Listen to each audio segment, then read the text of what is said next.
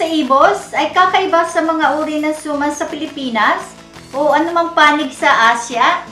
Ang malagkit na bigas ay huhugasan at pagkatapos ay sasangkapan lamang ng gata at asin, isisilid sa isang bumbong na gawa sa murang dahon ng ibos, pasisingawan sa tubig na may luyang dilaw na nagbibigay ng matingkad na kulay sa suman, isinisilbi ng may kasamang hinog na mangga, kinayod na niyog, latik o caramel.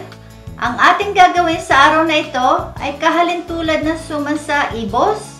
Dahil may kahirapang humanap ng dahon ng ibos, ang ating gagamitin ay dahon ng saging. Ipalalaman na rin natin ang mangga sa gitna at gagawa tayo ng caramel na may panlasang mangga.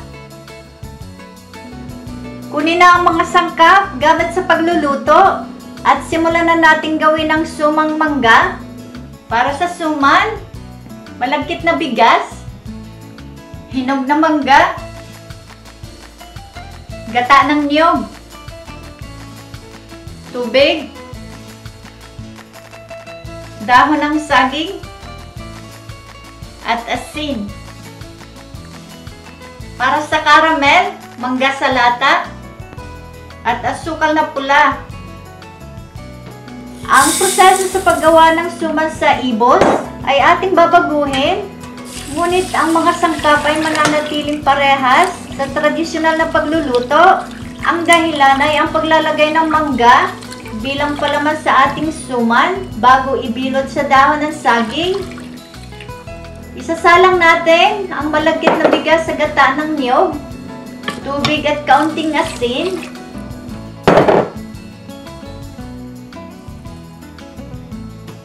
Haluin natin ng minsan o hayaang nakababad ng 20 minuto bago isaing. Susunod natin ang proseso sa paggawa ng minatamis. Mula sa tradisyonal na minatamis ang gata ng niyog, nilatik, kinayod ng niyog o simpleng asukal na sausawan, gagamit tayo ng mangga para sa panlasa ng ating minatamis. Dudurugin natin ito ng pino gamit ang tinidor. Maaaring di kuryenteng pampino ang gamitin upang mas makatas ang maging resulta.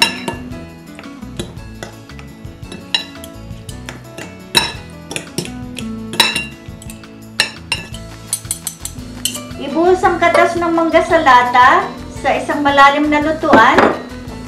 Isunod ang asukal na pula at ang mangga. Isasakalan natin ito sa mahinang apoy. Paminsan-minsan, haluin hanggang sa makuha ang nais na lapot. Kung walang makitang mangga sa lata, katasin ang sariwang mangga at lutuin sa tubig at asukal na pula. Ang mangga ang pinakamasarap na panambal sa suman o sinaing na malagkit. Maging sa ibang panig ng Asya, ang kombinasyong ito ang isa sa mga nangungunang kakanin. Ang laki ng hiwa ay naaayon sa ating nais. At kung hindi pa napapanahon ng prutas, ang mangga sa lata ay maaaring gawing pamalit. Matapos nating mahiwa ang mangga, ilagay muna sa isang tabi. Silipin ang sinaing. Pagkaluto, patayin ang apoy at hayaang makalamig. Simulan na natin ang pagbibilot ng suman. Punasan bago lagyan ng sapat na dami ng sinaing sa gitna ng dahon. Diinan ang likod ng sandok, palapad hanggang sa maging pantay ang nipis. Magliban lamang ng puwang sa magkabilang gilid ng dahon.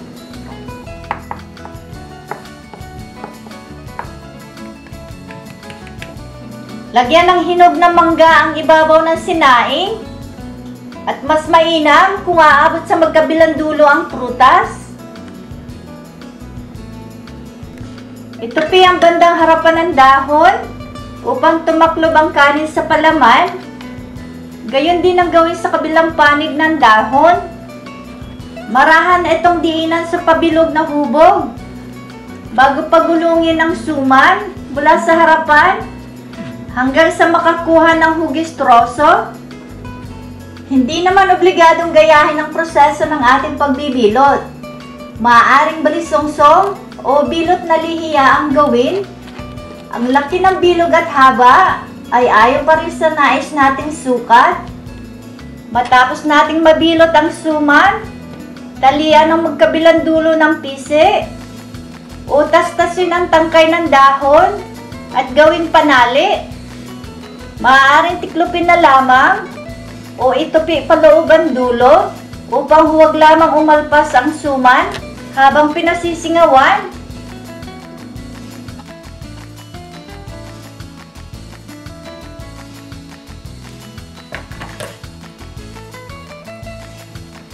Pagkakulo ng tubig sa pasingawan, isalansa ng mga binilot na suman.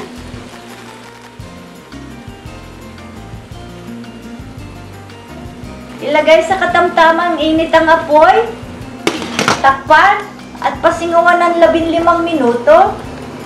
Pagkaluto, patayin ang apoy at hayaang makalamig. Ilatag sa isang pansilbihang pinggan at lagyan ng minatamis na mangga ang ibabaw.